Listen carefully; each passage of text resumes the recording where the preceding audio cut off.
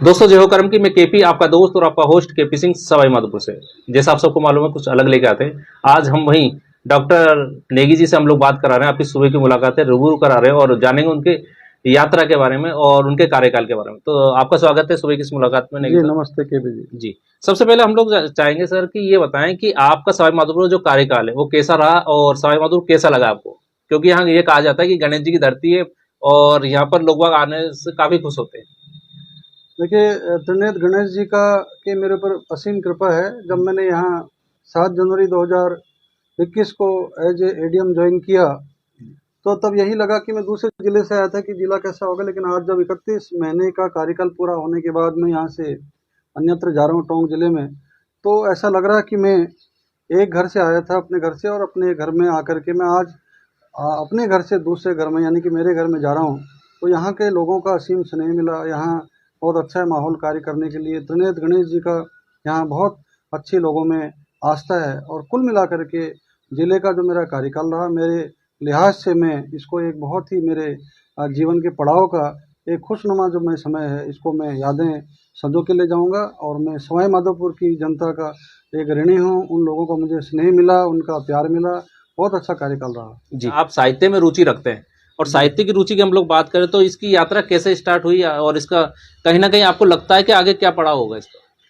देखिए, साहित्य का जो मेरा बीजारोपण है, बचपन से ही मेरी जो माँ थी उन्होंने मुझे साहित्य के लिए प्रेरित किया, उन्मुख किया। और बचपन में ही जब मैं छठी कक्षा में पढ़ता था तब से मैंने डायरी विधा पर मैंने काम किया, डायरी लिखी। और मैं आज भी बदस्तूर निरंतर मैं डायरी लिखता हूँ।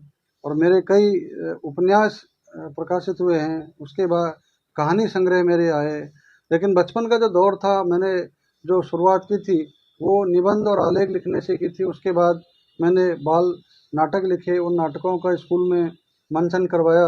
और जब मैं राजस्थान आया, राजस्थान यूनिवर्सिटी में मैं अध्ययनरत था, उस दौरान मैंने 11 कहानियाँ लिखी, जिन कहानियों का प्रकाशन 2016 में मेरे टोंक रहते हुआ। उसके बाद मैं उपन्यास विधा की ओर मुड़ा, और मेरे अब तक 5 उपन्यास और एक कहानी संग्रह प्रकाशित हो चुका है। जी। आप बात की आपने डायरी की, क्या डायरी के लिए आपको किसी ने प्रेरित किया या सिर्फ अपने आप ही लिखने लगे? नहीं, मेरे माँ ने मुझे ये कहे कि अप्रत्यक्ष भाव से प्रेरित किया। उनका ये कहना था कि कई बार हम कुछ बातें ऐसी होती हैं जो व्यक्ति स्वयं से भी वो छुपाता है, साझा नहीं कर पाता। तो आपके मन में अगर कोई ऐसा कोई विचार आए, कोई बात आए, उसको उसी समय या जब भी वक्त मिले उसको आप डायरी में उतार कर रख दें। डायरी का एक ऐसा कंसेप्ट है कि ये व्यक्ति का स्वयं से साक्षात्कार है, स्वयं से साक्षात्कार कराता है। और जब भी हमें लगे कि कोई विचार जिसे हमें प्रकट करना है, भविष्य में उससे हमें सीख लेनी है, उसको डायरी में उतारा जाता है। और ये अपनी वास्तविक धरातल पे रखने का एक काम करता है। आप डायरी में 25 साल, 30 साल, 40 साल पुराने पन्नों को अगर पलटें तो आप अपने वर्तमान में रहते हैं। और ये आज के दौर की सबसे बड़ी मैं ज़रूरत मानता हूँ। व्यक्ति किसी मुकाम को हासिल करने के बाद, किसी स्थान को हासिल करने के बाद अपनी पुरानी जड़ों को भूल जाता है। एक डायरी ही एक ऐसा माध्यम है जो हमें अपनी पुरानी जड़ों से जोड़े रखती है। जी, देखने को मिला है आपकी जो हम लोग साहित्य की बात करें तो कहीं ना कहीं पहाड़ियों का जिक्र हो जाता है, पहाड़ों का। तो मूलतः आप रहने वाले कहाँ के हैं? देखिए, मैं पहाड़ से ही मेरा मूल जो स्थान है वो मैं पहाड़ का ही हूँ। और मेरी जो जन्मस्थली रही है वो उत्तराखंड का अल्मोड़ा ज़िला, वहाँ का एक गांव है नैकाना गांव, वहाँ में मेरा जन्म हुआ। हाई स्कूल की जो शिक्षा मैंने ली वहीं से ली है। उसके बाद जो मेरी शिक्षा स्थली रही वो शिक्षा स्थली रही मेरी जयपुर गुलाबी नगरी। और उसके बाद राजस्थान के अनेक अलग अलग ज़िलों में मैंने रह कर के अलग अलग पदों पर मैंने काम किया। तो ये मेरी अलग अलग जो ज़िले हैं राजस्थान के वो मेरी कर्मस्थली रही। लेकिन जहाँ तक आप बात जो जिक्र कर रहे हैं कि मेरी रचनाओं में आंचलिकता की हम बात करें, पहाड़ का कुमाऊनी भाषा की बात करें, वहाँ के तीज त्योहार, बोली, भाषा, तो मैं यद्यपि अपना अलग अलग मेरी कर्म भूमि रही है, वो मैं सब मेरे लिए पूजनीय हैं। मेरी कर्म भूमि कह दीजिए, शिक्षा स्थली कह दीजिए, इनका मेरे जीवन में बहुत बड़ा योगदान है। लेकिन मेरे कहीं न कहीं अंतर्मन में आज भी मैं मेरे जो जन्मभूमि है, जो मेरी मातृभूमि है, मैं उससे बहुत निकट से जुड़ा हुआ हूँ। मीलों दूर में, सैकड़ों मीलों दूर यहाँ यद्यपि बैठा रहता हूँ, लेकिन मैंने जो बचपन में भोगा है उस दौर में, जो मैंने महसूस किया, जो मैंने देखा परखा, वो तमाम जो चीज़ें हैं वो मेरी रचनाओं में आप देखेंगे, उनमें पढ़ेंगे। इसीलिए जो पहाड़ी जो का आप जिक्र कर रहे हैं, वहाँ की जो संस्कृति का जिक्र कर रहे हैं, यही कारण है कि वो मेरी रचनाओं में कहीं न कहीं वो परिलक्षित होता है। जी। और देखने को मिला है कि आप साहित्य से काफ़ी जुड़े हुए हैं और साहित्य में आपने काफ़ी पुस्तकें भी लिखी हैं। इन पुस्तकों की बात करें तो कितनी पुस्तकें अब तक लिखी जा चुकी है और इनका जो अनुवाद हुआ किन-किन भाषाओं में अनुवाद हुआ? देखिए, जो पुस्तकें लेखन की बात करेंगे, प्रकाशन की बात हम करें, तो मेरा 2016 में कहानी संग्रह पापा फिर कब आओगे ये आया था। उसके बाद 2017 में मेरा उपन्यास रिश्तों की आँच आया। 2017 में जो उपन्यास था वो वसीयत उपन्यास आया। उसके बाद 2019 में मेरा उपन्यास आया नियति चक्र। नियति चक्र के बाद 2020 में एक उपन्यास आया है ये कैसा रिश्ता, और अभी 2022 दिसंबर में प्रकाशित हुआ है सांध्य पथिक। तो मेरे अब तक के 5 उपन्यास और एक कहानी संग्रह प्रकाशित हो चुका है। जी। और हम लोग एक बात कर रहे थे, अभी आपसे कहा था हमने कि किन-किन भाषाओं में उपन्यास आए? हाँ, मैं ये बहुत खुशी महसूस करता हूँ, गर्व की अनुभूति होती है कि किसी भी रचनाकार के लिए शायद ये बहुत अच्छी बात हो सकती है, होती है कि जब उसकी रचनाओं को केवल एक ही भाषा के लोग नहीं पढ़ें, बल्कि उनका अलग-अलग भाषाओं में अनुवाद हो, तो उसका एक बहुत बड़ा विस्तार हो जाता है। और माँ सरस्वती का मुझ पर बहुत बड़ा आशीर्वाद है, उनका स्नेह है कि मेरी रचनाओं का अनेक भाषाओं में अनुवाद हुआ है। अगर हम उपन्यास नियति चक्र की बात करें, तो नियति चक्र का उपन्यास का अनुवाद राजस्थानी भाषा में बगतरो फेर करके एक उपन्यास का उसका अनुवाद हुआ है। अजमेर राजस्थान की केकड़ी की बाल साहित्यकार हैं बिमला नागला, उन्होंने इसका बगतरो फेर करके राजस्थानी भाषा में इसका अनुवाद किया। उसके बाद मेरा उपन्यास ये कैसा रिश्ता है, इस उपन्यास का एक आंचलिक उपन्यास है। एक ये कह दीजिए कि एक बहुत ही पवित्र प्रेम कथा पर यह आधारित है। इस उपन्यास का जो अनुवाद है, इसका ट्रांसलेट है, गुजराती भाषा में किया है। गुजरात भरूच की बहुत बड़ी साहित्यकार है गुजरात की, हिंदी भाषा की प्रभा पारेख जी, उन्होंने इसका गुजराती भाषा में अनुवाद किया। अजमेर राजस्थान की साहित्यकार हैं, बहुत वरिष्ठ साहित्यकार हैं डॉक्टर नीलिमा तिग्गा, इनके द्वारा मराठी भाषा में इसका अनुवाद किया गया है। सुनने में आया रिश्तों की आँच की हम बात करें, जी। तो रिश्तों की आँच का उपन्यास का अनुवाद टोंक के प्रकांड विद्वान हैं उर्दू जगत के डॉक्टर अजीजुल्लाह शिरानी, रिश्तों की आँच का उर्दू भाषा में अनुवाद किया। तो ये अनेक भाषाओं में इसका अनुवाद हुआ है। मैं उन सभी अनुवादकों का बहुत हृदय से आभारी हूँ, और जो अन्य भाषा के जो पाठक मुझे पढ़ते हैं, कमेंट देते हैं, उनके प्रति भी मेरा बहुत बड़ा उनका आभार है कि वो मेरा मनोबल बढ़ाते हैं। जी। सुनने में आया कि स्कूली बच्चों के साथ भी एक नवाचार चल रहा है आपका, तो उसको लेकर क्या कहेंगे आप? मेरा मैं ठीक है, मेरा जो राजकीय धर्म है, कर्म है, वो मैं एक प्रशासनिक अधिकारी के तौर में मैं काम करता हूँ, लेकिन मेरा जो जुड़ाव है, जो सबसे बड़ा झुकाव है, वो आज भी शिक्षा की तरफ है। जब भी मैं शिक्षकों के बीच में जाता हूँ या स्कूली बच्चों के बीच में जाता हूँ, मुझे लगता है कि मैं शायद अपने घर में आ चुका हूँ, क्योंकि मैं दिल से मन से शिक्षक पहले हूँ, बाकी प्रशासनिक अधिकारी बाद में हूँ। और जब भी स्कूलों में मैं जाता हूँ तो मैं बतौर एक एडमिनिस्ट्रेटर में नहीं जाता, प्रशासनिक अधिकारी के तौर पर मैं कभी भी नहीं गया। और वहाँ जब भी गया, उन स्कूलों में बच्चों से मुझे बातचीत करना बहुत अच्छा लगता है। उनको मैं पढ़ाता नहीं, बल्कि किस तरह से जीवन में हम आगे बढ़ सकें। आज सबसे बड़ी जो चीज़ है, जो जिसकी ज़रूरत हम महसूस करते हैं, आज इस बात की जी। देखने में आया कि आज का जो नवयुवक है वो कहीं न कहीं मोबाइल से जुड़ रहा है। तो इतिहास में कैसे जाएगा, इतिहास के लिए कुछ कैसे करेगा और आपको नवयुवकों को क्या संदेश देना चाहेंगे कि वो इतिहास से कहीं न कहीं जुड़े? बहुत आसान सा तरीका है कि इसको हम इस तरह से घुट्टी पिला दें बच्चे को कि वो किसी न किसी रचनात्मकता के साथ जुड़ जाए। जैसे अपना उदाहरण लूँ कि मैं जब भी स्कूली बच्चों के साथ में वार्तालाप करता हूँ, तो उनको सबसे पहले ये पूछा जाता है, अलग-अलग क्लास में उनको खड़ा करके, बिठा करके, कि आप हाथ खड़ा कीजिए, आप में से कितने बच्चे ऐसे हैं जो कहानी लिखना, कहानी सुनना, कहानी बोलना पसंद करते हैं। तो इससे आपको उनकी ये अभिरुचि का ज्ञान हो जाता है कि ये बच्चे कहानी विधा में इनका अच्छा इंटरेस्ट है। कुछ बच्चे इस प्रश्न का उत्तर आसानी से देते हैं कि उनको खेल में उनका इंटरेस्ट है। कुछ बच्चे होते हैं जो ड्राइंग पेंटिंग यानी कि चित्रकारी में उनका इंटरेस्ट है। कुछ बच्चे होते हैं जो आशु भाषण करते हैं। तो हर बच्चे के अंदर कहीं ना कहीं कोई एक बहुत बड़ा कलाकार छिपा है। तो हम उन बच्चों को इस तरह से अलग अलग ग्रुप में करके फिर उनको वर्कशॉप करते हैं, अलग अलग उस विधा के लोगों को बुला करके उनको हम बात करते हैं। और देखते ही देखते आप ताजुब करेंगे, आज पूरे देश के, हिंदुस्तान भर के तकरीबन 200 स्कूलों के करीब 20,000 स्कूली बच्चे हमसे परोक्ष और अपरोक्ष रूप से जुड़ चुके हैं। और वो अलग अलग विधाओं में वो काम कर रहे हैं, चाहे वो लिखने का काम हो, चाहे वो, अब आप देखिए कि पुस्तक की समीक्षा करना एक बहुत जटिल काम माना जाता है, लेकिन हमारे जो बच्चे जुड़ चुके हैं हमसे, जिनके अंदर रचनात्मकता का बोध हो चुका है, वो किताबों की, मोटी मोटी किताबों की, उपन्यासों की समीक्षा करते हैं। तो उसके अंदर एक रचनात्मकता का भाव हमें पैदा करना होगा। ठीक है, बच्चा पैदा होता है, वो जीवन जीता है, वो बड़ा होता है, फिर वो प्रौढ़ हो जाता है, लेकिन एक सही दिशा में हम उसको कैसे मोड़ सकते हैं, सही दिशा उसे कैसे दिखा सकते हैं, चुनौतियों का सामना वो कैसे कर सकता है, किस तरह से उसको जीवन में मुश्किलात का उसका हल करना पड़ेगा। तो ये तभी संभव है जबकि अभी से हम उसके अंदर रचनात्मकता, उसके अंदर एक क्रिएटिविटी पैदा कर दें। और आप ये निश्चित मान के चलिए, जो बच्चे क्रिएटिव होते हैं, जिनमें रचनात्मकता का बोध होता है, दूसरे की संवेदनाओं को समझते हैं, जीवन मूल्यों में की बात वो करते हैं, तो जीवन में कभी भी पथ से भ्रष्ट नहीं होते, भटकते नहीं है। तो हम ये रचनात्मकता की ओर बच्चों को मोड़ने का काम करते हैं। देखा जा रहा है कि आप एक तरफ प्रशासनिक अधिकारी हैं और दूसरी तरफ साहित्यकार हैं, तो दोनों को मैनेज कैसे कर पाते हैं? कहीं ना कहीं वहाँ की टेंशन, प्रशासन की टेंशन और घर की टेंशन, तो किस तरह से आप उसको ये कहेंगे कि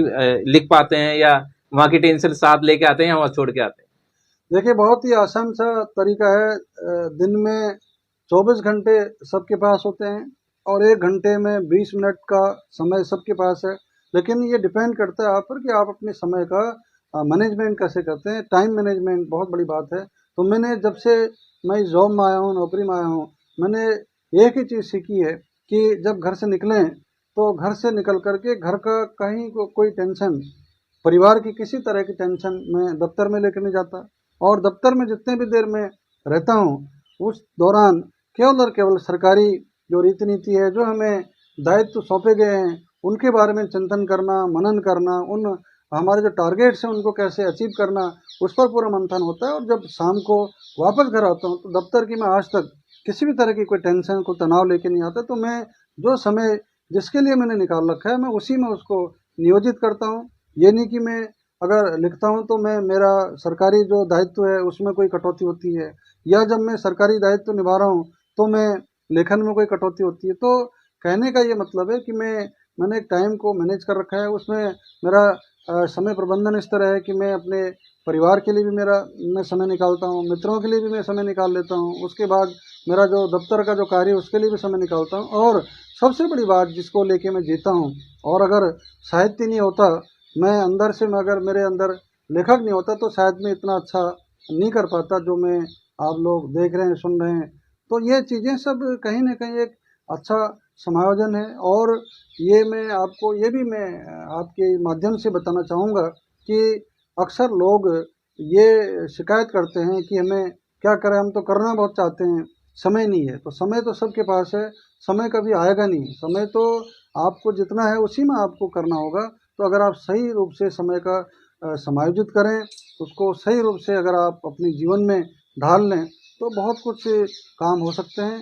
और जो भी प्रशासनिक जो मेरे चैलेंजेज आते हैं, चुनौतियाँ आती हैं, तो मेरा जो साहित्यिक सफ़र है या जो मेरी साहित्य रचना धर्मिता है, ये मुझे कहीं न कहीं मेरा कोई मुझे मेरे प्रशासनिक दायित्वों के निर्वहन में किसी तरह का ये अवरोध पैदा नहीं करता। बल्कि मैं तो उल्टा ये कहूँगा कि मैं अगर लेखक नहीं होता, अगर मैं लिखने का काम नहीं करता, तो मेरी जो चुनौतियाँ हैं, शायद उन चुनौतियों का मैं बखूबी उसका सामना नहीं कर पाता। तो मेरा जो साहित्य का जो प्रेम है, वो मेरे प्रशासनिक तौर तरीकों में मुझे मदद करता है। और मेरा जो प्रशासनिक दायित्व है, वो मुझे मेरे साहित्य लेखन में मुझे मदद करता है। क्योंकि हमारे पास में अनेक लोग एक दिन में आते हैं, अलग अलग तरह के आते हैं, अलग अलग वर्गों के आते हैं। उनके आंखों में आप झांक के देखेंगे तो बहुत ज़्यादा निराशा का भाव होता है, चेहरे पर मायूसी छाई रहती है।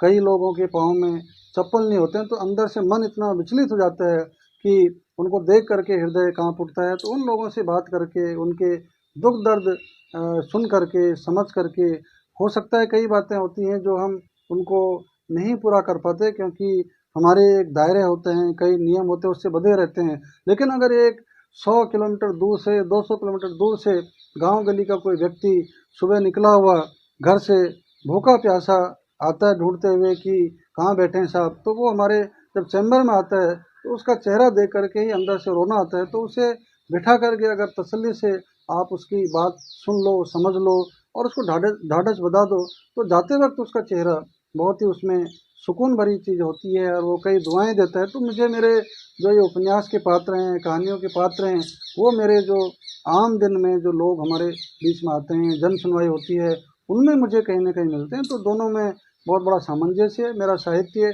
मेरे प्रशासनिक दायित्वों को निभाने के लिए मुझे मदद करता है और मेरा जो प्रशासनिक जो कार्य है, वो मेरे साहित्य में कहीं न कहीं मुझे सहयोग देता है। देख रहे हैं हम लोग आपके साथ जब चर्चा हो रही है तो साहित्य की काफ़ी बातें निकल कर आ रही हैं, और जब साहित्य की बातें आती है तो कहीं ना कहीं ये भी पूछना मेरा दायित्व बनता है कि एक बुक्स लिखते हैं आप लोग, एक पुस्तक को लिखने में कितना समय लग जाता है और आप किस तरह से मैनेज कर पाते हैं? देखिए, पुस्तक जो लिखी जाती है, उपन्यास की जो मेरी जो उपन्यास अभी तक छपे हैं, करीब 250 से अधिक पेज का एक उपन्यास होता है। और ये एक दिन का या एक महीने का काम नहीं है, क्योंकि अनेक दायित्व हमारे पास होते हैं।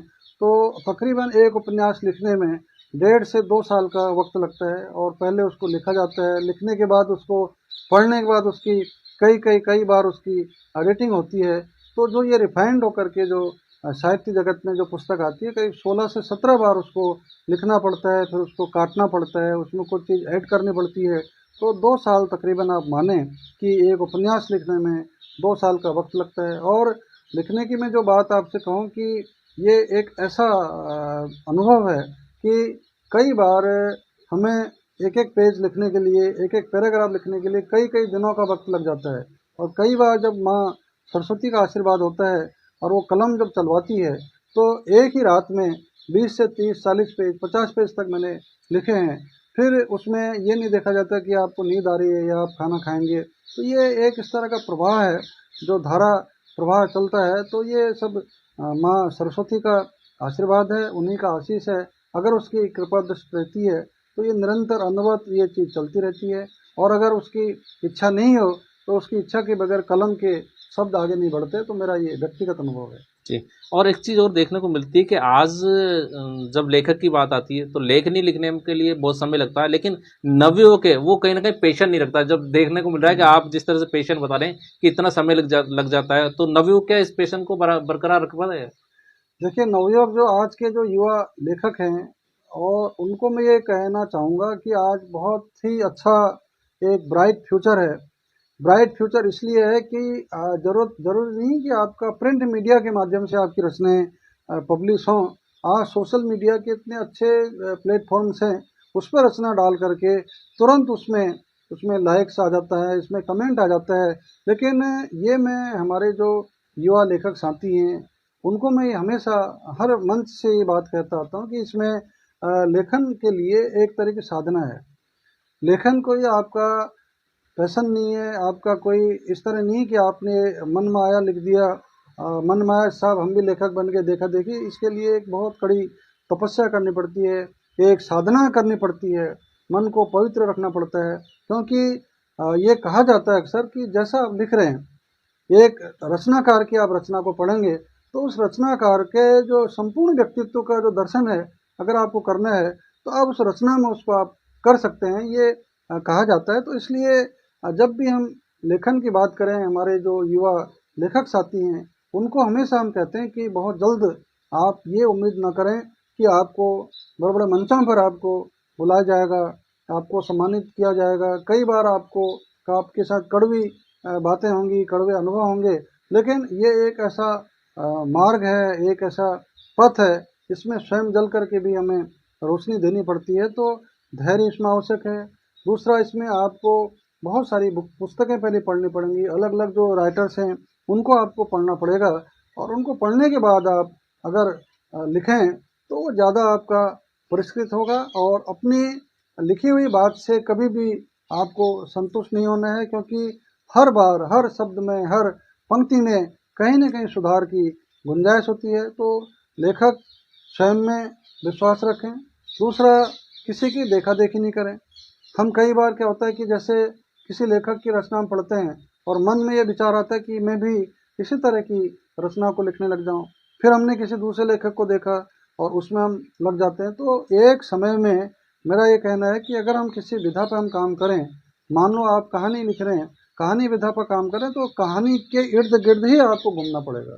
उपन्यास विधा पर अगर आप काम कर रहे हैं तो उपन्यास के इर्द गिर्द ही आपको घूमना पड़ेगा, क्योंकि आप अपने समय का अगर बंटवारा कर दें, आपने कहानी लिखना किया, उसी दौरान आप लघु कथा लिखने लग गए, उसी दौरान आप उपन्यास लिखने लग गए, उसी दौरान हाइकू लिखने लग गए, उसी दौरान समीक्षा करने लग गए, तो ये कहीं ना कहीं आपका जो अंदर का जो तारतम्यता है वो आप नहीं कर पाएंगे। इसलिए एक ठीक एक साधक की तरह, साधक आपने देखा होगा घंटों महीनों सालों एक एक मुद्रा में बैठे रहते हैं, तब उनकी साधना फलीभूत होती है।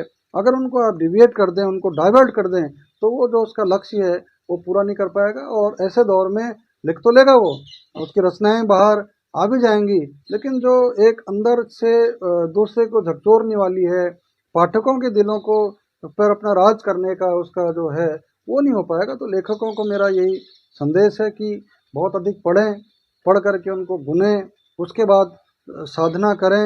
उस साहित्य साधना के दौरान जब वो लिख रहे हैं तो उसी तरह से पात्रों में उनको डूबना पड़ता है। और ये भी हमारा अनुभव है कि जब हम किसी भी पात्र के विषय में लिख रहे हैं तो हम स्वयं वो हमारे अंदर उस तरह का पात्र घूमने लगता है और उसी तरह की हम हमारी कई बार हम बर्ताव करने लगते हैं। तो ये एक तरह का आज के युवा लेखकों को मेरा यही संदेश है कि वो लेखन को केवल एक अपने शौकिया तौर पर नहीं करें, बल्कि लेखन की जो दिशा है, लेखन का जो कार्य है, वो एक साधना की तरह अगर उसको करेंगे तो वो उससे उसका बहुत अच्छा परिणाम होगा और समाज को एक नई दिशा मिलेगी। जी, सुनने में आया कि एक पाती के नाम से भी आपने कुछ स्टार्ट किया था, क्या संदेश देना चाहते हैं उसके माध्यम से? देखिए, आज के दौर में आप देख रहे हैं कि हम निरंतर विकास कर रहे हैं, विकास के नए नए पैमाने गढ़ दिए गए हैं, चांद सितारों की बात होने लगी है और दूरियां जो थी, आज वर्ल्ड की हम बात नहीं करें, आज ये ग्लोबल विलेज की हम बात करते हैं। पूरी दुनिया एक तरह का गांव बन चुका है। लेकिन कहीं ना कहीं जब सोचने बैठते हैं तो ये लगता है कि जो दुनिया जितनी नज़दीक आ गई है, दुनिया जितनी सिमट गई है, जो क्रांतियां हैं, जो तकनीकें हैं, वो इतनी हो चुकी हैं, लेकिन कहीं ना कहीं ऐसा लगता है कि लोगों के मन की जो दूरियां हैं वो बहुत मीलों दूर चली गई हैं। आज एक घर में बैठ करके हम 2 जने बैठे हैं, 4 जने बैठे हैं, तो उनमें कई परिवार तो ऐसे हैं, अनुभव किए गए हैं कि उनको सप्ताह सप्ताह भर से भी ज़्यादा हो जाता है एक दूसरे से वार्तालाप किए हुए। एक कमरे से दूसरे कमरे में अगर कोई मैसेज उनको कन्वे करना है तो मोबाइल पे, व्हाट्सएप पे चैटिंग उनकी चलती रहती है। अगर आप अपने इष्ट मित्रों को कोई इनविटेशन दे रहे हैं किसी भी ओकेजन का, तो पहले तो पत्रों के माध्यम से हम उनको बुलाते थे, फिर पत्रों के बाद संदेश आए कि हम जो है उनको फ़ोन से, जब ये फ़ोन आया, एक दौर था कि ठीक है पत्र नहीं पहुंच पाता, नहीं लिख पाते, समय नहीं मिलता, तो फ़ोन के ज़रिए हम कहते थे कि आपको इस अवसर पर आना है।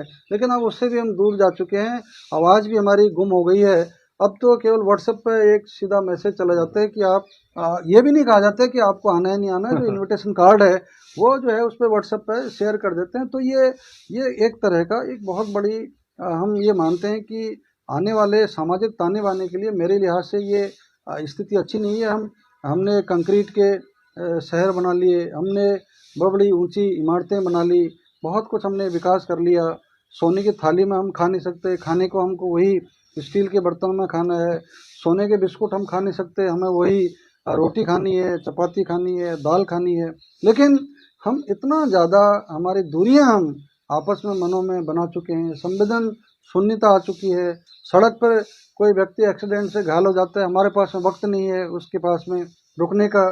सड़क की बात तो आप छोड़िए, आपके घर में कोई बुजुर्ग है, कोई अन्य है, अगर वो बीमार पड़ जाता है तो आप तीमारदारी उसकी नहीं कर सकते। तो ये कहीं ना कहीं जो आज की भागम भाग की दुनिया है, व्यक्ति व्यक्ति से टूटता जा रहा है। तो इस दौर में एक दौर होता था पत्रों का, कि पत्रों के माध्यम से हम अपने दिल की बातें दूसरे को शेयर करते थे, दूसरे के दिल में क्या है उन बातों को हम सीखते थे, समझते थे। इतिहास गवाह है, अब्राहम लिंकन के आप पत्रों की बात करें जो उन्होंने अपने बेटे के टीचर्स को लिखे, एक इतिहास बन गया। नेहरू जी के पत्रों की हम बात करें, इंदिरा प्रदर्शनी को पूरा इतिहास उसमें वर्णित है। बिरला जी की बात करें, घनश्याम दास जी की, जो उन्होंने अपने बेटे को लिखा था, तो ये इतिहास में ऐसे पत्रों का जिक्र आता है। लेकिन ये बड़े व्यक्ति हैं, ये बड़े ऐतिहासिक लोग हैं। तो हमारे मन में 2018 में एक विचार आया अचानक कि क्यों नहीं पत्र मुहिम के माध्यम से ये जो संवेदनहीनता का दौर चल रहा है समाज में, परिवारों में, इसको दूर किया जाए। मेरी धर्मपत्नी डॉक्टर मीना शिरोला, जो एसोसिएट प्रोफेसर हैं वनस्थली विद्यापीठ में, उनके साथ मैंने जिक्र किया।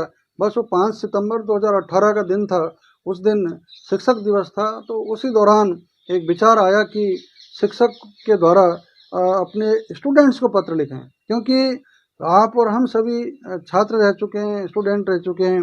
आपके ऊपर अपने जो टीचर हैं, सबसे ज़्यादा जो प्रभावित करता है अपनी माँ के बाद या पिता के बाद, वो सबसे ज़्यादा जो प्रभावित करता है किसी भी बच्चे को, वो उसके टीचर करते। तो हमने शिक्षक की पाती स्टूडेंट्स को, यानी कि शिष्य को हमने लिखवाया। उसके बाद फिर ये सिलसिला चल पड़ा और तकरीबन 21 तरह के हम अखिल भारतीय स्तर की पत्र लेखन प्रतियोगिताएं हम करवा चुके हैं। शुरू में हमें खुद को भी नहीं विश्वास था कि ये मुहिम इतना अपना अच्छा असर दिखाएगी, इतना रंग दिखाएगी। लेकिन आज हम जिस मुकाम पर हम आ चुके हैं, आज हिंदुस्तान भर के 22 से 23 राज्यों के जो हमारे अलग अलग पत्र लेखक हैं, वो इससे जुड़ चुके हैं। न केवल हिंदुस्तान भर, बल्कि हम 7 समुंदर पार की हम बात करें, दुनिया के करीब 9 से 10 राष्ट्रों के जो प्रतिभागी हैं, पत्र लेखक हैं, उनके पत्र हमारे पास में आते हैं। और इसका भी एक बहुत बड़ा प्रोटोकॉल है। ऐसा नहीं कि हमने कोई ये विधा ऐसे की है। इसमें बाकायदा उसकी विज्ञप्ति निकलती है, विषय का चयन होता है। विषय के चयन पहले उससे मंथन होता है कि अब क्या विषय देना है। अलग अलग विषय पर हमने पत्र लेखन करवाए हैं। फिर उसकी एक विज्ञप्ति आती है।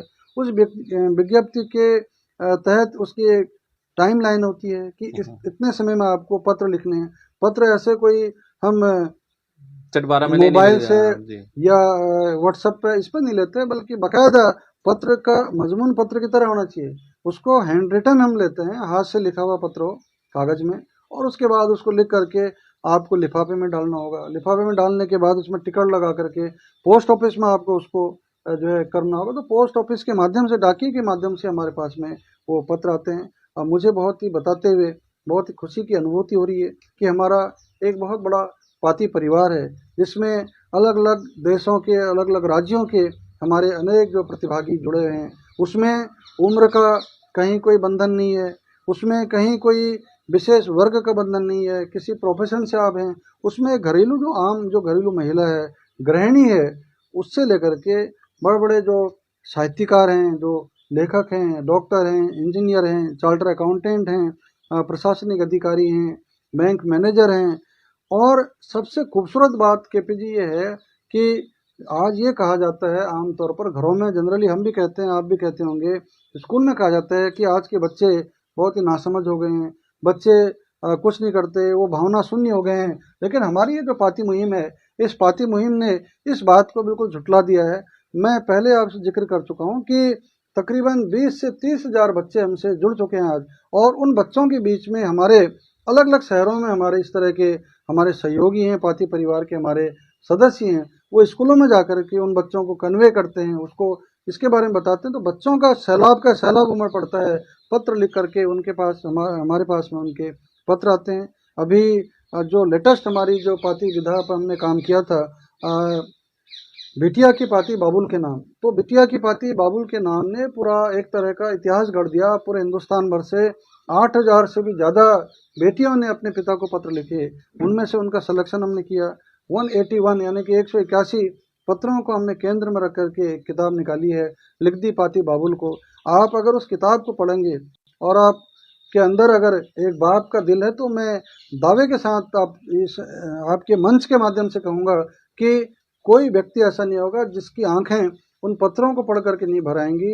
और आप दावे के साथ मैं ये भी कहूँगा कि 3 से 4 पत्र पढ़ते ही आप एक सेटिंग में उन पत्रों को नहीं पढ़ सकते। बेटियों ने इस तरह के अपने पिता के लिए इस तरह के उद्गार निकाले हैं। इसी तरह से 2020 में हमने एक प्रतियोगिता कराई थी अभिभावकों को पत्र के माध्यम से, जिसमें 6ठी से लेकर 9वीं 10वीं तक के बच्चे थे। उन बच्चों ने एक किताब, उन पत्र विधा पर काम किया। करीब 3,500 पत्र में मिले। टोडा रायसिंह में उस टाइम में था, टोंक जिले में। तो उसमें एक बच्चों के पत्र एक पुस्तक आई है। तो ये जो पत्रों का जो दौर है, आज जिन बच्चों ने अपने जीवन में लिफाफे नहीं देखे, अंतर्देशीय नहीं देखे, पोस्ट कार्ड नहीं देखे, पत्र कैसे लिखा जाता है, वो केवल 10वीं क्लास में एक आता है 5 या 10 नंबर का कि पत्र लिखिए, तो वो एक केवल व्यावसायिक पत्र होता है, ऑफिशियल जो है लेटर्स होते हैं। लेकिन पत्रों की महक इतनी महत्वपूर्ण है, इतना दूर तक उसकी खुशबू जाती है कि अगर मैं हर मंच पे ये बात अब कहता हूँ, क्योंकि हमको इसका अनुभव हो चुका है कि अगर आपका जीवन में किसी से कोई मनमुटाव हो जाए या आप के बीच में कोई दूरियां हो, चाहे आपके घर के कोई सदस्य उनके या किसी बाहर के, तो आप एक बार पत्र लिख करके अपने दिल के उद्गार उसको भेजिए। ये बिल्कुल अकाट्य प्रमाण है कि जैसे आपका पत्र उस तक जाएगा, वो पढ़ेगा, तो तमाम जो भी दूरियां हैं, जो भी आपकी दीवारें हैं, वो दीवारें बिल्कुल पिघल जाएंगी। ये पत्रों की महक होती है। और साहित्य में एक बहुत बड़ा रोल है पत्र का। अन्य विधाओं में तो आप जब लिखते हैं तो केवल आप लिखते जाते हैं, लेकिन जब पत्र लिखा जाता है और जिसको पत्र लिख रहे हैं उसका चेहरा आपकी आंखों के सामने घूमता है जब आप पत्र लिख रहे हैं। और जब वो पत्र आप उस व्यक्ति को भेजते हैं जिस तक वो पहुंचना है, और वो पाठक की हैसियत से उस पत्र को पढ़ता है, तो पढ़ते पढ़ते उसके आंखों के सामने बिल्कुल। जो पत्र लेखक है उसका पूरा चेहरा घूमने लगता है। तो ये पत्र विधा पर एक मुहिम चल रही है। अब तक 21 प्रतियोगिताओं में से 11 पाठ्य पुस्तकों का अब तक हमारा प्रकाशन हो चुका है, जिसमें जो पत्र सेलेक्ट होते हैं, चयनित होते हैं, उन चयनित पत्रों का हम इसमें सिलेक्शन करते हैं। तो ये मुहिम एक तरह का, इसका कारवां निरंतर बढ़ता जा रहा है। और मेरे अगर बात माने तो हमारा पाती परिवार इतना बड़ा कुटुंब है, परिवार हमारा पत्र विधा पे जो काम कर रहे हैं उन जी सब का इसमें सहयोग है। और ये विधा निरंतर दिन दूनी रात चौगुनी अपनी जी अपनी अपने पथ पर बढ़ती जा रही है। जी। जैसे अभी हम लोग बात कर रहे हैं साहित्य की, और साहित्य बहुत बड़ा कठिन एक विषय है जो हर कोई नहीं लिख सकता। और कहीं ना कहीं जब कोई भी व्यक्ति आगे जाता है तो कहीं ना कहीं या तो पत्नी का पति पे और पति का पत्नी पे कहीं ना कहीं सहयोग होता है, या फैमिली में कोई ना कोई सहयोगी होते हैं। तो इस तरह से आपके साथ में बताएं कि किन सहयोग के आप धर्म पत्नी ने या बच्चों ने किस तरह से आप लोगों के साथ रहे।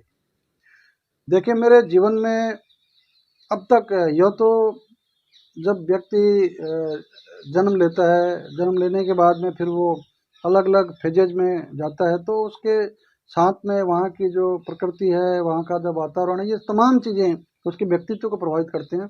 लेकिन मैं यहाँ आपको ये साझा करना चाहूँगा कि मेरे जीवन में 3 महिलाओं का बहुत बड़ा योगदान रहा। सबसे पहली मेरी माँ, हम जिनको हमारे पहाड़ में, कुमाऊँ में ईजा नाम से संबोधित करते हैं, उनका मेरे जीवन में, परिवरिश में आज आप जो देख रहे हैं, उसमें उनका बहुत बड़ा योगदान है। उसको मैं नहीं भुला सकता। अगर मेरी माँ का इतना बड़ा योगदान नहीं होता, उनका इतना स्नेह नहीं मिल पाता, दिशा नहीं दे पाती, तो शायद मैं आज वो नहीं कर पाता जो मैं कर रहा हूँ।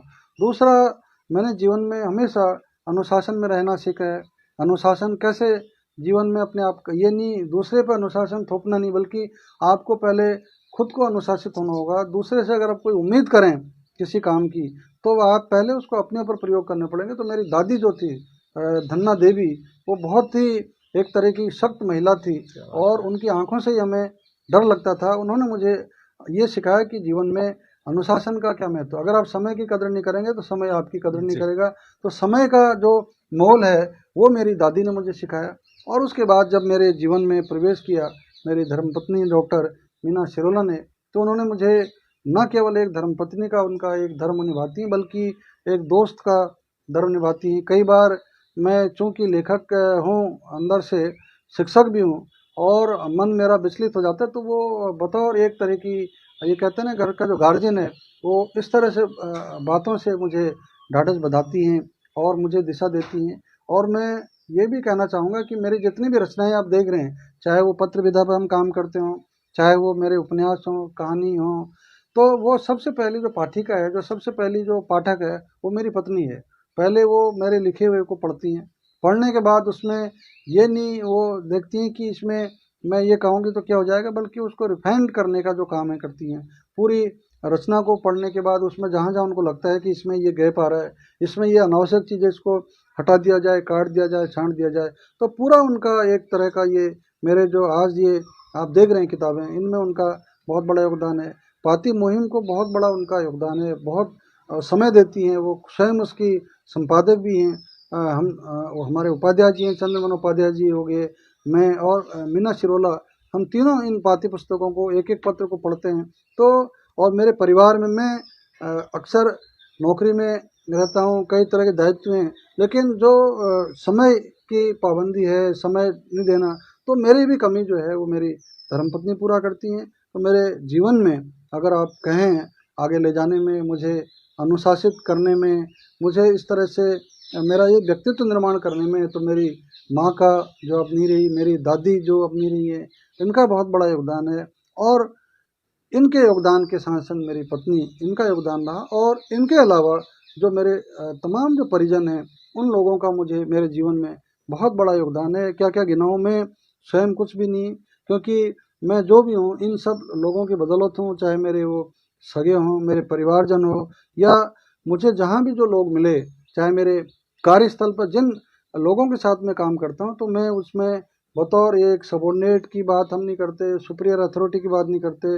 मेरे सभी जो सहयोगी हैं वो हमारे परिवार की तरह हैं। हम मिलजुल करके काम करते हैं, एक दूसरे की समस्याओं का कोई समाधान है वो हम करते हैं। तो मेरे व्यक्तित्व में उनका भी बहुत बड़ा योगदान है। मेरे जितने भी अब तक के जीवन में उच्चाधिकारी आए, मेरे सभी लोगों ने मुझे बहुत स्नेह दिया। और सबसे बड़ी बात, मैं जहाँ भी रहा, जिन लोगों से मैं जुड़ा, जिन जगह मुझे नौकरी काम करने का मौका मिला, वहाँ की जो आम आवाम है, हो सकता है उस आम आवाम को मैं नाम से नहीं जानता हूँ, व्यक्तिगत नहीं जानता हूँ, लेकिन मुझे उन लोगों का परोक्ष में और अप्रोक्ष रूप से बहुत बड़ा उनका सहयोग मिला।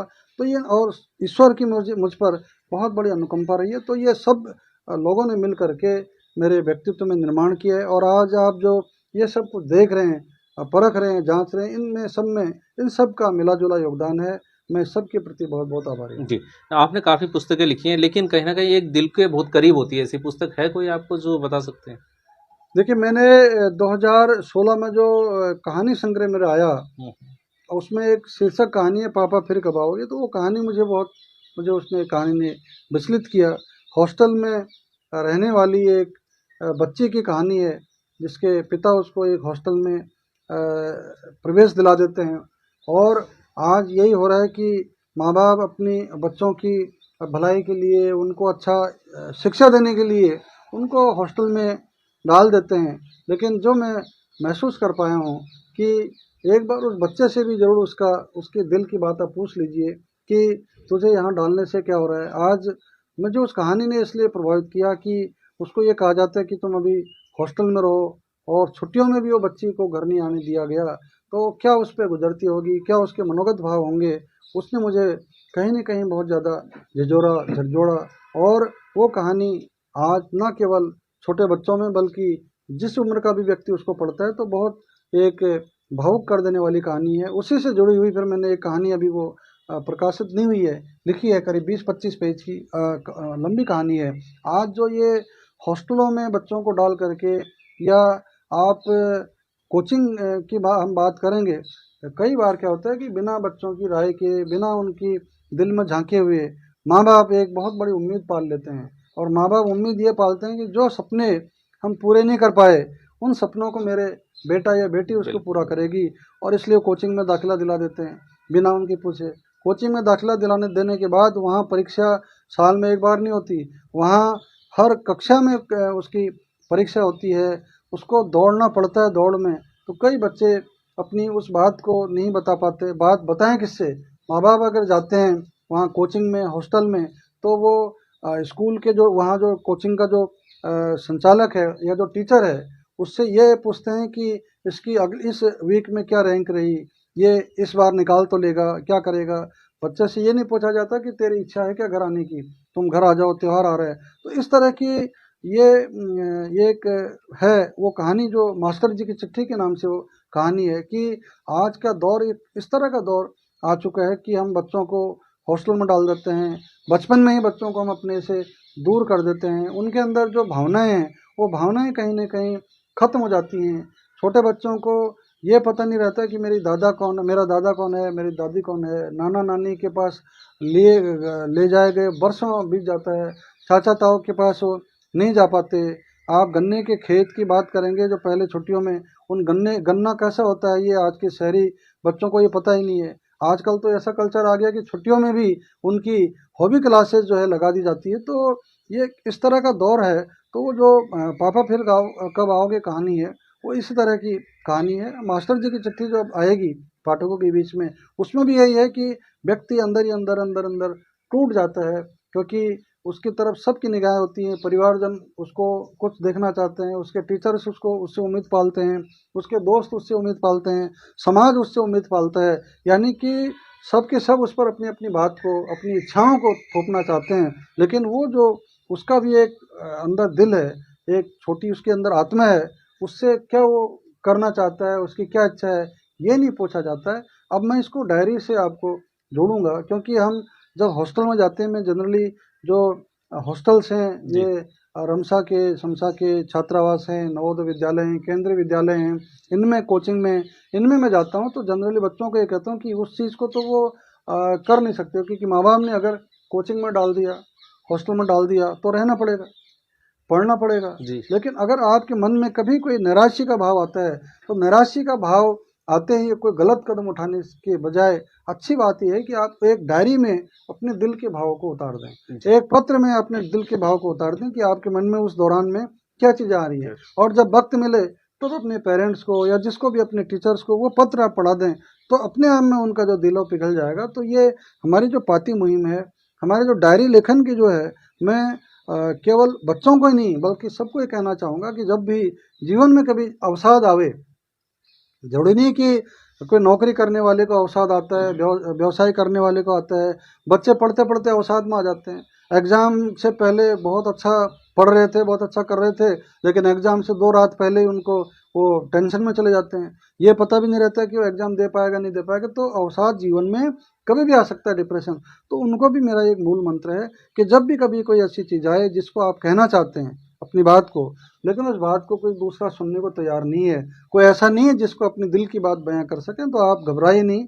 अपनी डायरी लीजिए, कलम लीजिए, कागज़ में अपने दिल के जो अल्फाज हैं उनको उतार दीजिए। और जैसे आप उतारेंगे, पूरा का पूरा जो आपका दिल का गुबार है वो आंखों के जरिए बह करके नीचे आ जाएगा, कलम कागज़ पर चल करके एक बहुत बड़ी नसीहत बन जाएगी। तो ये जो पत्र लेखन का जो प्रयोग है, वो इस डिप्रेशन से बाहर लाने के लिए भी एक हम कर सकते हैं। तो जो बात उसी पे आती है, पाती की बात पे हम कहें, या मेरी जो पसंदीदा रचना है, उस बच्चे की कहानी आप पढ़ेंगे तो आपको भी लगेगा कि कहीं न कहीं आज इस बात पर विचार करने की ज़रूरत है कि बच्चों को अपने से दूर करने से पहले एक बार ये सोच लीजिए कि आप कहीं उनसे उनकी संवेदनाएँ तो नहीं छीन रहे हैं, उनके मूल्यों को तो आप अपने आप से अलग नहीं कर रहे हैं। तो इन दोनों में प्रत्येक पेरेंट्स को तालमेल बिठाना ज़रूरी है। ये नहीं कि बच्चे की भलाई के लिए तो आप उसने 7 समंदर पार तो भेज तो दिया, लेकिन जब उसको पर लग जाते हैं तो वो 7 समंदर पार का होकर रह जाता है। और जब आपको ज़रूरत पड़ती है बच्चे की, माँ बाप को बुढ़ापे में जिस उम्र में, फिर वो नहीं लौट पाता। वो इसलिए होता है क्योंकि हम अपनी इच्छाएं, अपने सपने उन बच्चों पर थोप देते हैं और उनको वो चीज़ नहीं दे पाते जिन चीज़ की उनको बहुत सख्त आवश्यकता है। ये मेरा संदेश है। जी अभी हम लोग चाह रहे थे कि आप वीडियो के माध्यम से जो प्रशासनिक अधिकारी है या आम जनता या जो लेखक है उनको क्या संदेश देना चाहेंगे? देखिए, प्रशासनिक अधिकारियों को मैं सीधा सा ही संदेश देना चाहूँगा कि आज कुछ ही लोग प्रशासनिक अधिकारी, राजस्थान प्रशासनिक सेवा की हम बात करें तो तकरीबन 1000 का हमारा स्ट्रेंथ है, आरएस बनते हैं, लाखों लोगों में प्रतियोगिता होती है, 2.5 से 3 लाख, 4 लाख, 5 लाख फॉर्म भरे जाते हैं। उनमें से एक साल में क्या नाम, आरएस की हम प्रॉपर बात करें तो 60 से 70 लोगों का चयन होता है, और चयन बहुत खुशनसीबी से मिलता है। और मैं ये भी कहना चाहूँगा जो प्रशासनिक अधिकारी हैं कि कभी इस बात का गुमान नहीं करें कि उनको उनकी योग्यता के बल पर कुर्सी मिली है। उसमें कई लोगों का अप्रत्यक्ष रूप से उसमें उनका उनकी आत्मा जुड़ी रहती है। आपने कागज़ पर लिख दिया, आपने कॉपी लिख दी, सब लोग एक जैसा लिखते हैं, लेकिन क्या खासियत है कि आपको थोड़ा अच्छे नंबर मिल गए और आपका सिलेक्शन मेंस में हो गया, मेन पोस्ट पे हो गया, और किसी को नहीं उसमें मिला, उसका नहीं हुआ। तो उसमें कई बार हमारे जो युवा जो प्रशासनिक अधिकारी हैं वो इस बात का गुमान पाल लेते हैं कि मैं तो, मेरी योग्यता पे, उनको ये पता नहीं कि जब वो परीक्षा का फॉर्म भरा तब से लेकर के जिस दिन तक रिजल्ट आया, ना जाने माँ कितनी बार जो है मंत्र का जाप कर रही है उनके लिए, पिता कितनी बार जा रहा है, किसके दर दर पे जा करके ईश्वर की चौखट पर जो है चूमते हैं, दोस्त अपने बच्चों साथी की काफी। दोस्त हैं, उसके साथी हैं, उसके जो टीचर्स हैं या जो उसके हितैषी हैं, इन सब का उसमें और कहीं ना कहीं ईश्वरीय अनुकंपा रहती है। तो इन सब लोगों का जब एक मिला जुला आशीर्वाद मिलता है, फिर वो एक पोस्ट पर आता है और उसके बाद उसे अपने धरातल पर रह करके काम करना चाहिए। सिर्फ ये जो टेबल देख रहे हैं आप, जो एक प्रशासनिक अधिकारी के बीच में और जो फरियादी आपके पास फरियाद लेके आता है, उसके बीच में एक टेबल का फासला आता है। टेबल 2 या 3 फीट 4 फीट मान लो, जी जी। इस 4 फीट का ही फासला है। आज आप टेबल के इस पार हो, आज आपको देने की स्थिति में हो और वो फरियादी आपसे कुछ मांग रहा है, उसको देने की स्थिति में हो सकता है कि कल आपका कोई सगा, आपका कोई इष्ट मित्र उस जगह होगा जहाँ वो फरियादी है। तो हमेशा दिल में, मन में ये मान के चलें कि मुझे ये जो कुर्सी मिली है, जो मुझे ये कलम मिली है, मैं इस कलम का सौदा नहीं करूं, इसके साथ में न्याय करूं। और न्याय तभी होगा जबकि आप सही मायने में ईमानदारी से अपने कार्य को, अनुशासित होकर के अपने कार्य को नियमबद्ध करके आप काम करेंगे। ये तो मेरा प्रशासनिक जो अधिकारी हैं, जो राजकीय सेवा में काम करने वाले उनको हैं। और सरकारें होती क्या हैं, सरकारों का पूरा का जो ढांचा है, हम लोग जो सरकारी तंत्र में काम करते हैं, सरकारी कर्मचारी, अधिकारी, पूरा जो मुलाजिमात हैं, ये सरकार का चेहरा मोहरा होता है। जिस तरह का जो हम काम करेंगे उसका सीधा सीधा रिफ्लेक्शन हमारी सरकार की योजनाओं पर होता है। अगर हम दिल से काम करेंगे, हम जो अंतिम पायदान का जो व्यक्ति है, लाइन में, पंक्ति में, जो हमारी सरकार की मूल भावना है, कल्याणकारी राज्य का की जो उदाहरण है कि पंक्ति में जो अंतिम व्यक्ति है, जिसके लिए हमारी सरकार इतनी फ्लैगशिप स्कीम चलाती है, इतनी योजनाएं चलाती है, उस व्यक्ति तक हम किस तरह से पहुंच करके उसको अधिक से अधिक हम फायदा पहुंचाएं। अगर ये हमारे मन में जज्बा होगा तो हम सरकार के लिए भी हम अच्छा कर पाएंगे और स्वयं के लिए हम अच्छा कर पाएंगे, जनता के लिए हमारा अच्छा होगा। रही बात आपकी युवाओं को, तो युवाओं को बहुत जल्दी दौड़ लगाने की आवश्यकता नहीं है, उन्हें धैर्य से काम लेने की आवश्यकता होगी। इसके लिए अच्छे संस्कारों की ज़रूरत है, अच्छे सोहत की ज़रूरत है। क्योंकि जो अ, सफलता है, सफलता का जो मार्ग है वो बहुत टेढ़ा मार्ग है, टेढ़ा मार्ग है, कठोर मार्ग है, कठोर साधना करनी पड़ती है, कई चीज़ों का तक आपको त्याग करना पड़ता है। और एक सीधा सीधा मार्ग है आप जिस पर चलते हैं, लेकिन वो सीधे मार्ग का जो रास्ता है आगे जा कर के बहुत विकट होता है, आगे बहुत गहरी खाई होती है, पता नहीं उस खाई में आप डूब करके अपना अस्तित्व को नष्ट कर दें। तो कभी भी इस चकाचौंध में नहीं आए। जैसा दिख रहा है, दिखना में अलग बात होती है और जो दिल से महसूस करने की चीज़ है वो अलग है। तो ये मेरा युवाओं को संदेश है। लेखकों को मैं पहले संदेश दे चुका हूँ कि अधिक पढ़ें, अधिक पढ़ने के बाद में जो दिल से सोचें वो आप करें। और एक चीज़ विशेष खासकर हमें लेखनी के माध्यम से मैं उनको कहना चाहूँगा, कई लोग डिक्शनरी में से ऐसे कठिन शब्दों का इस्तेमाल करते हैं कि उसका अर्थ ढूंढने के लिए फिर दूसरी डिक्शनरी देखनी पड़ती है। तो कभी भी अपनी लेखनी में इस तरह के अल्फाजों का इस्तेमाल नहीं करें, इस तरह के कठिन शब्दावली का इस्तेमाल नहीं करें, क्योंकि आप एक आम आदमी के लिए, आम आवाम के लिए, आम जनता के लिए आपको लिखना है, उसके भलाई के लिए आपको लिखना है, संवेदनशीलता उसमें होनी चाहिए। तो वो लेखनी में उन्हीं शब्दों का, उन्हीं वाक्यों का आप प्रयोग करेंगे जो कि आम व्यक्ति, आम आवाम जिसको समझ पाए, उसको अपने आत्मसातीकरण कर पाए। अगर इस तरह से आप करते हैं तो आपकी लेखनी में बहुत दूर तक मार करने की ताकत होगी। और अगर आपने अपने आप को एक ऐसा इर्द गिर्द आपने कर लिया, एक कृत्रिमता आपने ओढ़ ली, तो वो फिर ज़्यादा दिनों तक वो नहीं चल पाता है। ये मेरा कहना है। जी, शुक्रिया, धन्यवाद आपका बहुत बहुत। हमारे साथ में थे साहित्यकार डॉक्टर सूरज सिंह नेगी जी, जो कि अतिरिक्त जिला कलेक्टर है, और उनके साथ हमने लोगों ने मुलाकात की, साहित्य के बारे में जाना और उनकी भावनाएं जानी और कहीं ना कहीं लोगों को संदेश भी दिया। तो दोस्तों आज के लिए इतना ही, फिर मिलेंगे नेक्स्ट वीडियो में नेक्स्ट वीडियो के साथ। बहुत धन्यवाद सर। धन्यवाद सर।